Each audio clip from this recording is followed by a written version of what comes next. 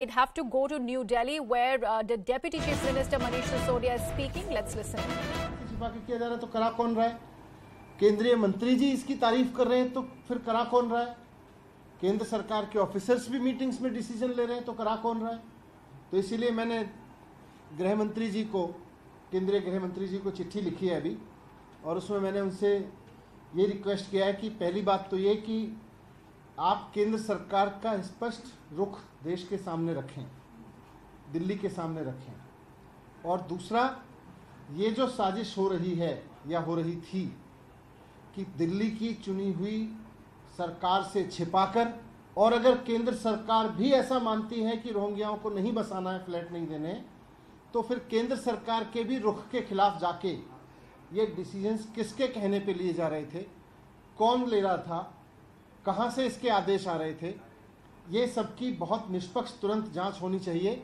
और जो भी लोग अगर केंद्र सरकार के रुख के खिलाफ जा रहे थे तो केंद्र सरकार के रुख के खिलाफ, और दिल्ली की सरकार से, चुनी हुई सरकार से छिपा के डिसीजन लेना चाह रहे थे तो उनके खिलाफ सख्त कार्रवाई होनी चाहिए। ये मैंने केंद्रीय गृह मंत्री जी को अभी चिट्ठी लिखी है। मनीष जी, डिविजनल कमिश्नर ने ये तैयार किया था, प्रस्ताव किया था कि उनको यहाँ से शिफ्ट करके और बकरवाला में रखा जाए, और चीफ सेक्रेटरी ने उसको पास किया। उससे पहले ये एसडीएम के लेवल पे भी ये तैयार हुआ था कि उनका क्या विकल्प है, कहाँ पे रखा जाए। इस पूरी प्रक्रिया में कहीं से भी दिल्ली सरकार को लूप में नहीं। मैं इसीलिए बोल रहा हूँ कि फिर दिल्ली सरकार दिल्ली के मंत्रियों से नहीं पूछ रहे, मुख्यमंत्री से डिस्कस नहीं कर रहे, अचानक कोई एफआरआरओ की चिट्ठी आती है, उसके बेस पे एनडीएमसी को लिख देते हैं। फिर एक केंद्र के मंत्री जी कहते हैं, आवास मंत्री हैं जो कि हाँ बहुत बढ़िया है, फ्लैट दिए, आवास दिए जा रहे हैं, हम अपने तारीफ करते हैं सरकार की। फिर जब हम कहते हैं भाई चुनी सरकार को तो पता ही नहीं है, पूछ ही नहीं रहे, फिर गृह मंत्रालय कहता है हमें भी नहीं पता या हम ऐसा नहीं चाह रहे। तो फिर ये साजिश क्या हुई है, किसने की है और किसके कहने पे की है, कौन लोग ये डिसीजन ले रहे थे और क्यों ले रहे थे?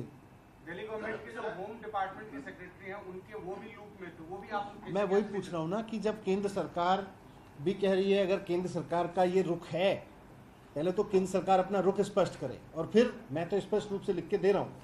सर, आप ये जो फ्लैट वाली योजना है इसके विरोध में है या फिर ये रोहिंग्या ही दिल्ली में नहीं होने चाहिए, आप इसके विरोध में? नीति और विचारधारा क्या है? नीति और विचारधारा इस रूप में स्पष्ट है कि रोहिंग्याओं को किसी भी तरह के अस्थायी निवास के लिए, क्योंकि अगर कोई भी इलीगल माइग्रेंट है या इलीगल ऑक्यूपेंट है और वो देश की नीतियों के खिलाफ देश में रह रहा है, तो उसके खिलाफ तो केंद्र सरकार को एक्शन लेना चाहिए।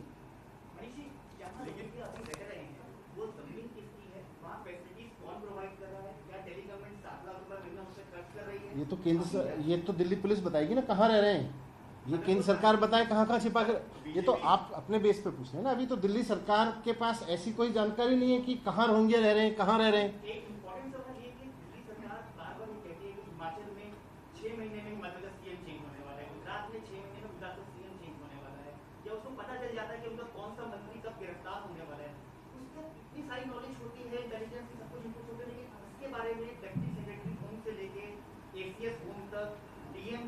यही तो मेरे लिए भी है, ऐसी मैं वही कह रहा हूँ कि ऐसी ऐसी चीजें पता चल जाती हैं, और ये इतना सीक्रेटली किया जा रहा था, तो क्या साजिश है ये, इसकी जांच होनी चाहिए। जम्मू कश्मीर में नॉन कश्मीरी भी वोट डाल पाएंगे? सर, रोहिंग्या पे एक सवाल है। सरकार एमएचए ने कल चिट्ठी में कहा कि दिल्ली सरकार जो प्रेजेंट लोकेशन है रोहिंग्या कैंप की, उसको डिटेंशन सेंटर घोषित करे और ये इमीडिएटली किया जाना चाहिए। इस पे क्या आपका रिस्पांस है? Are you going to declare? पहले केंद्र सरकार अपना रुख तो साफ करे, कल से कंफ्यूजन फैला रखा है, एक मंत्री जी कह रहे हैं कुछ, एक मंत्री जी कह रहे हैं कुछ, नीचे अफसरों से कुछ करवा रहे हैं। पहले केंद्र सरकार इसकी पूरी जांच कराए, उसके बाद में ये कैंप, कौन सा कैंप चलेगा कौन सा नहीं चलेगा, ये तो सब पुलिस के निर्णय है। यही तो हम पूछ रहे हैं। सर, बीजेपी कांग्रेस कर रही है, आज भी करा है, उन्होंने कहा कि उनको बिजली, पानी, तमाम सुविधाएं जो है वो दिल्ली सरकार मुहैया करा रही है और दिल्ली सरकार ही सब कुछ करवा रही है, उस पर आप क्या कहें? तो बताए ना कहाँ कहाँ रोहिंग्या हैं, क्यों रख रखे हैं, केंद्र सरकार ने क्यों रखे हुए हैं, बीजेपी ने क्यों छिपा रखे हैं, किसने छिपा रखे हैं, और फिर पीछे से मीटिंग करा रहे हैं, क्यों करा रहे हैं?